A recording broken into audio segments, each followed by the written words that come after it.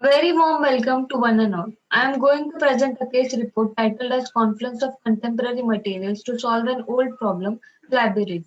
A flabby ridge is superficial displaceable area of soft tissue. It is actually replacement of alveolar bone by fibrous tissue with poor denture supporting properties. Most commonly seen in anterior maxilla as a result of combination syndrome due to excessive load on the residual ridge. Flabby ridge is a clinical condition that affects the retention, stability, and support of a complete denture prosthesis. It is a tissue adaptation to overcome the changes caused by residual ridge resorption. Flabby ridges could arise as a result of ill-fitting dentures, lower anterior opposing upper edentulous ridge, overnight wearing of denture, along with that ridge resorption, or due to aberrant forces on the prosthesis, long-term denture wear, and poor systemic health.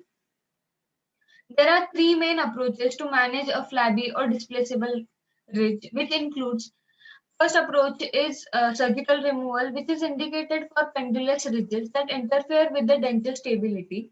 This technique can be considered only if there are no systemic complications. It is contraindicated if there is little or no alveolar bone. Also, retention of the prosthesis is adversely affected by the significant loss of circular depth that aid in border seal.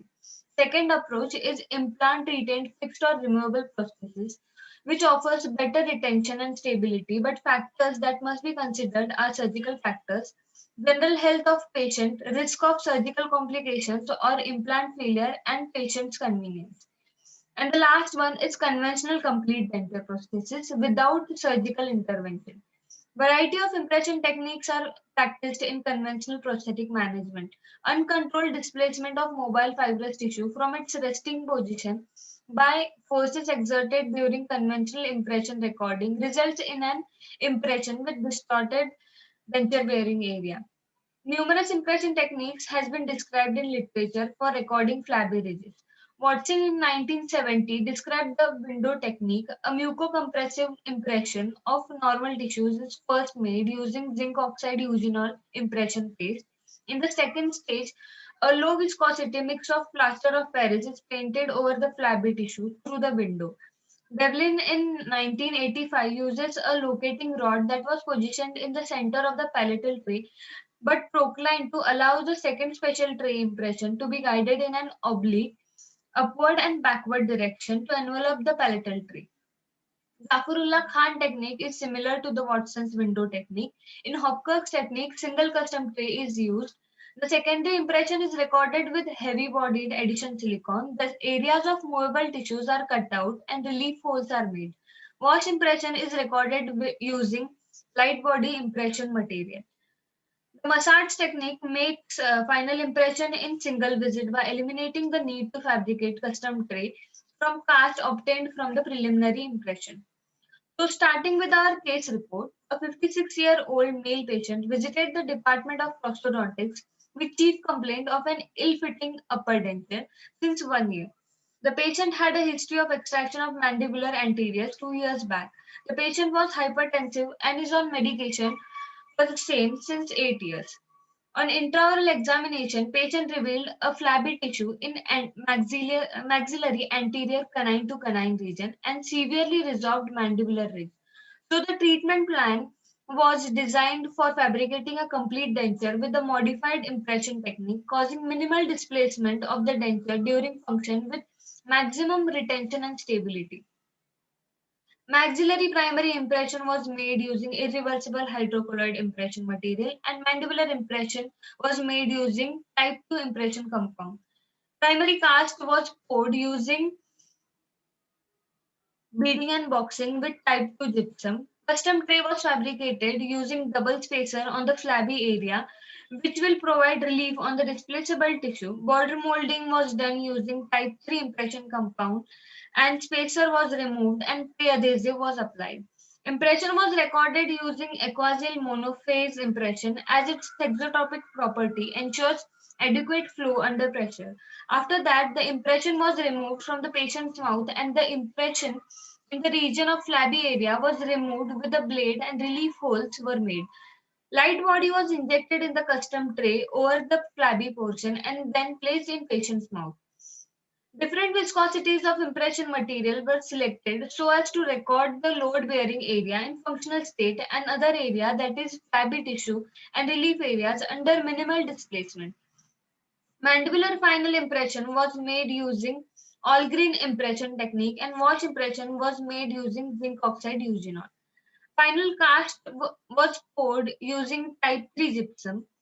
Centric jaw relation was recorded using Techbite method. Tying was done, then dentures were processed and denture insertion was done successfully and patient is happy after 3 months of follow-up. Impression making plays an important role in complete denture fabrication. Various impression techniques have been described in literature to record flabby tissue. Liddell described a technique where two separate impression materials are used in a custom tray using plaster of Paris over the flabby tissue and zinc oxide eugenol over the normal tissue. Osborne described a technique where two separate impression materials and impression trays are used separately to record the flabby and normal tissue. Watson described the window technique where the custom tray is made with window or flabby tissue. A low viscosity mix of plaster of Paris is painted over flabby tissue through the window. Each technique has its own advantages and disadvantages. This case report describes a simple technique to record flabby tissues in their undisplaced state using readily available clinical materials like polyvinyl siloxanes in varying consistencies. The Hopkirk's technique described does not involve extra clinical steps in construction of the complete denture. The impression materials used in this technique are widely used. The advantages of choosing monophase impression material is that due to inherent nature of the material, different consistencies can be achieved by varying the pressure applied on the material during mixing. So, I would like to conclude that managing a patient with flabby maxillary ridge can be a challenging as flabby ridge gets displaced during conventional impression making procedure and results in instability of denture. Mucostatic techniques may not make the best use of available tissue support and movement of the denture base relative to the support tissues may be a problem.